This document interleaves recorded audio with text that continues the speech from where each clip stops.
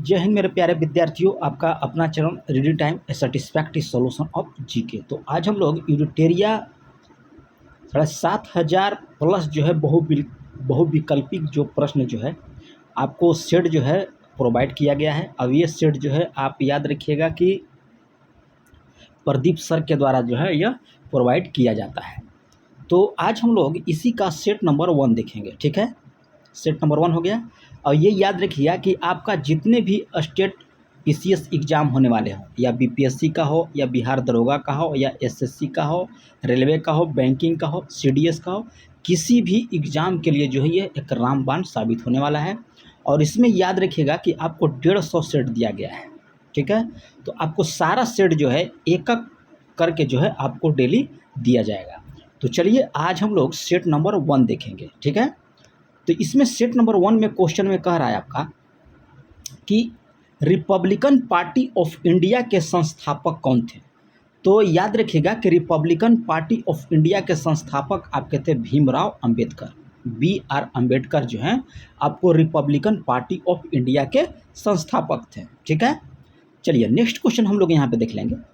अगला क्वेश्चन कह रहा है कि वर्ष 1920 ईस्वी के खिलाफत कमेटी की सभा जिसमें गांधी से असहयोग आंदोलन के नेतृत्व को संभालने का जो है अनुरोध किया था, वह सभा जो है किस शहर में हुआ था। क्वेश्चन कह रहा है कि वर्ष 1920 ईस्वी के खिलाफत कमेटी की सभा, ठीक है, जिसमें गांधी से यानी गांधी जी से असहयोग आंदोलन के नेतृत्व को संभालने का जो है अनुरोध किया गया था, तो वह सभा किस शहर में हुआ था। तो ये सभा आप याद रखिएगा कि ये आपको हुआ था इलाहाबाद में। ऑप्शन सी को आप यहाँ पे टिक कर लीजिएगा। नेक्स्ट क्वेश्चन यहाँ पे दिया है, कह रहा है कि निम्नलिखित में से कौन व्यक्ति होम रूल लीग के संस्थापक में आपको शामिल नहीं थे। याद रखिएगा यहाँ पे दिया है कि संस्थापक में शामिल नहीं थे। तो आपको बाल गंगाधर तिलक थे, एनी बेसेंट भी थे, और एस सुब्रमण्यम अय्यर भी थे, लेकिन आपका HS ऑलकट आपका नहीं थे आपको होम रूल लीग के संस्थापक में। तो यहाँ पे पूछ रहा था कि कौन नहीं है, तो ऑप्शन डी ही आपका सही हो जाएगा। ठीक है, चलिए, और अभी तक अगर आप लोग चैनल को सब्सक्राइब नहीं किए हैं तो कर लीजिए और बेल आइकन को दबा लीजिए। नोआखली घटना के समय कह रहा है कि गांधी जी के निजी सचिव कौन थे। क्या घटना पूछ रहा है, तो नोआखली घटना के समय महात्मा गांधी के जो है निजी सचिव कौन थे। तो निजी सचिव याद रखिएगा कि ये आपको हो जाएगा प्यारे लाल जो थे। नोआखली घटना जब हुआ था तो उसमें महात्मा गांधी के जो सचिव थे आपको प्यारे लाल थे। अगला क्वेश्चन यहाँ पे दिया है कि सविनय अवज्ञा आंदोलन की असफलता के बाद गांधी जी ने महत्व दिया था। क्वेश्चन कर रहा है कि जब सविनय अवज्ञा आंदोलन जो है असफल हो गया था तब गांधी जी ने महत्व दिया था तो रचनात्मक कार्यक्रम को। ठीक है, महत्व किसको दिए थे, तो रचनात्मक कार्यक्रम को। ऑप्शन ए यहाँ पे आप सही कर लीजिएगा। बंकिम चंद्र चटर्जी की रचना कौन सी यहाँ पे नहीं दिया गया है। ठीक है, तो पोस्टमास्टर, याद रखिएगा कि पोस्टमास्टर जो है आपको बंकिम चंद्र चटर्जी के द्वारा नहीं लिखा गया है। दुर्गेश नंदिनी हो जाएगा, आनंद मठ हो जाएगा, और देवी चौधरानी जो है आपको बंकिम चंद्र चटर्जी के द्वारा लिखा गया था।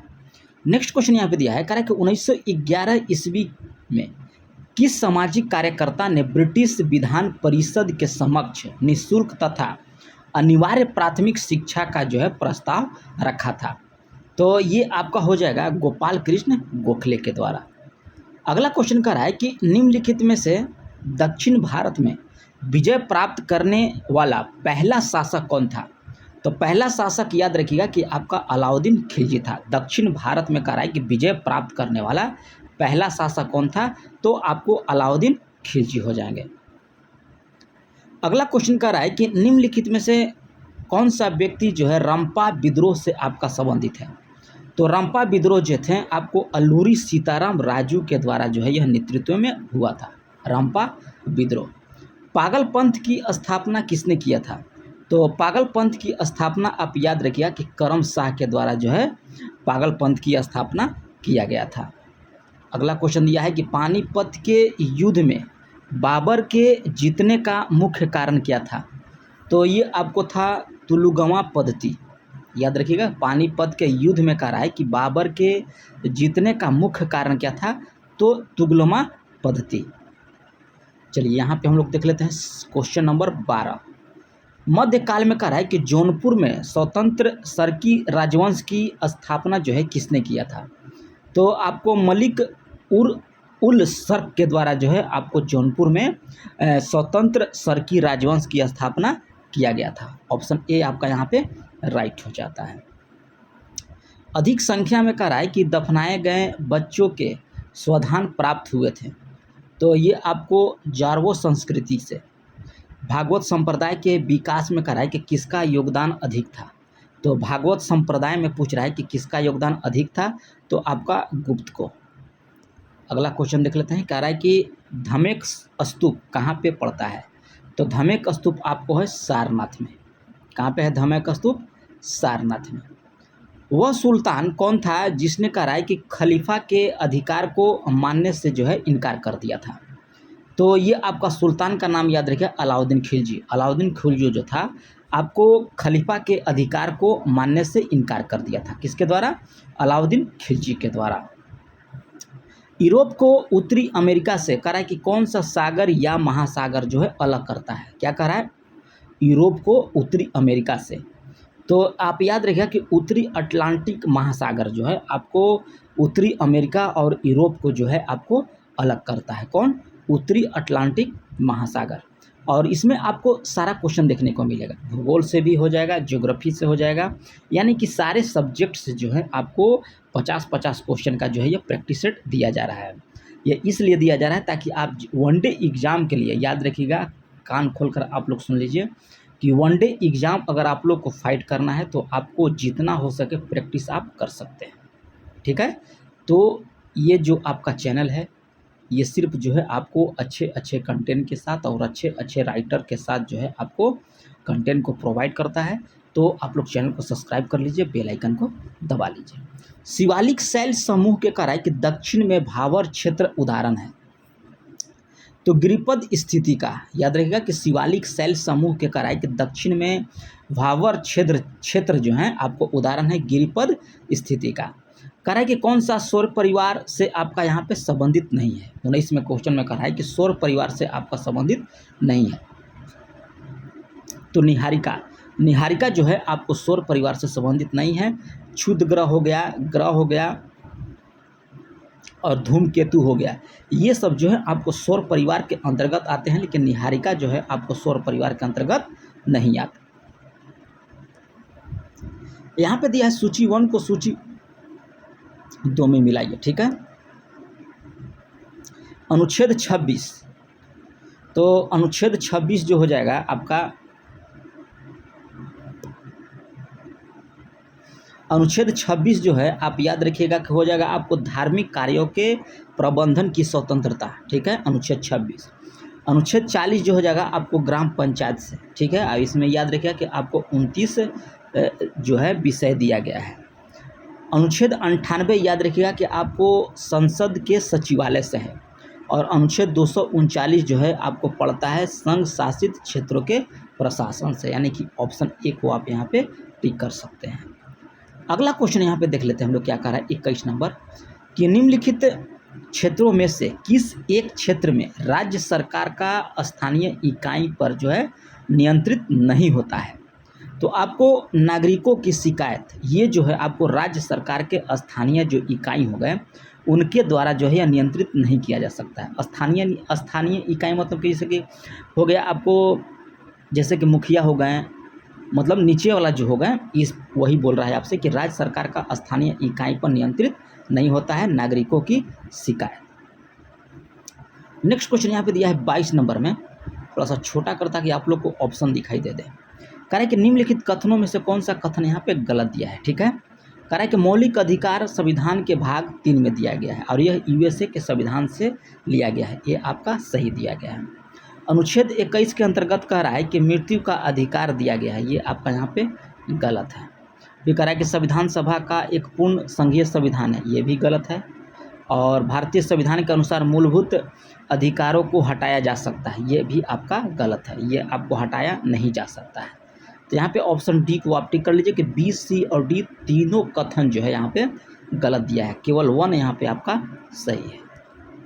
आगे दिया है कि वर्ष 2011 में भारत के संविधान में होने वाले 97 संविधान संशोधन जो है आपका किस विषय से है, ठीक है।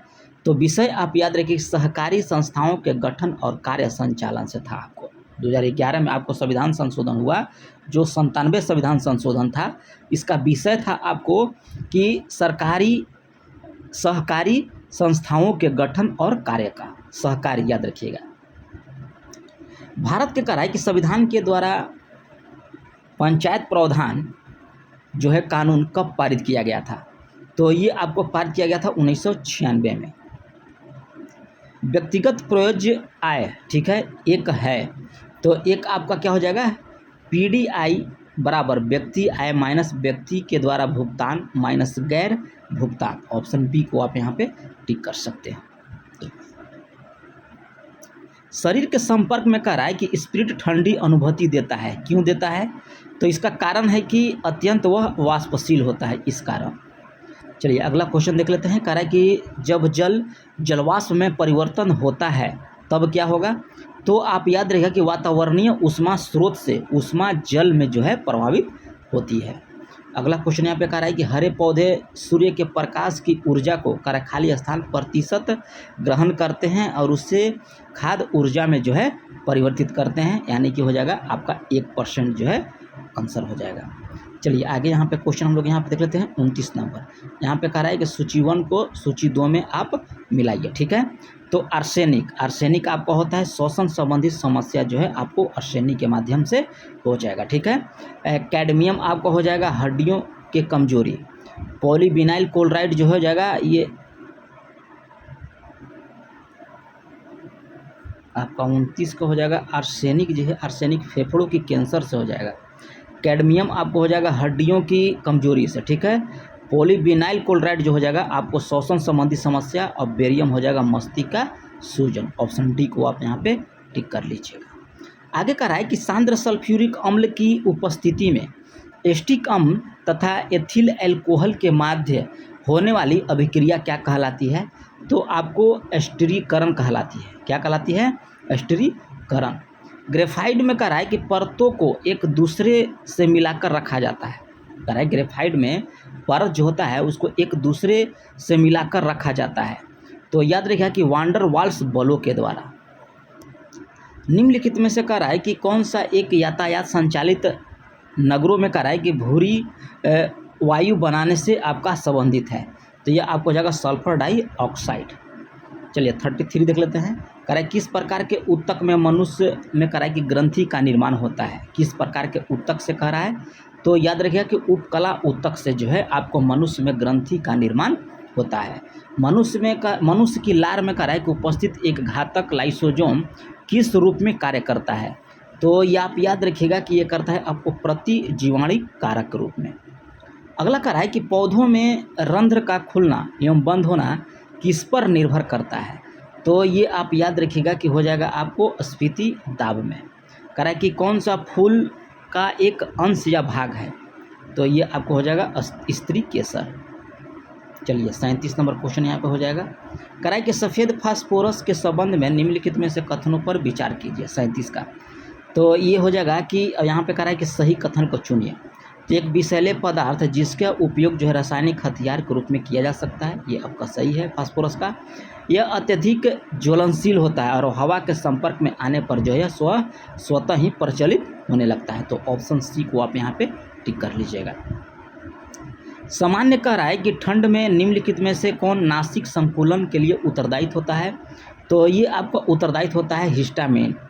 केंद्र कला में कह रहा है, केंद्र कला का कह रहा है कि निर्माण किस कोशिकांग के द्वारा होता है, तो ये आपको हो जाएगा अंतःद्रव्य जलिका में।